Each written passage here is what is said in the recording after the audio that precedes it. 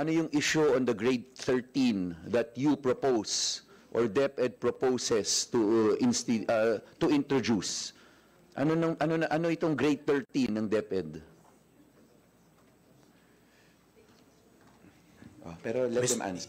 Yes, Mr. Chair. Yes. We have no such proposal for grade 13 po. We only have grade 11 and 12. So that was, that's fake news po, Mr. Chair. Yes, pero ASEC, just to be to be clarified, merong fake news na lumabas at you are aware of that it alleges that DepEd proposes a grade 13 this coming school year. So aware kayo doon?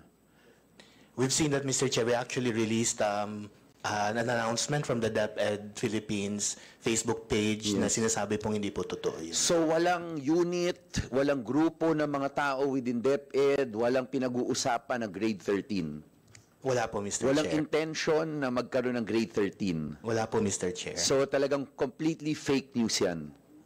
Yes po, Mr. Chair. Sige.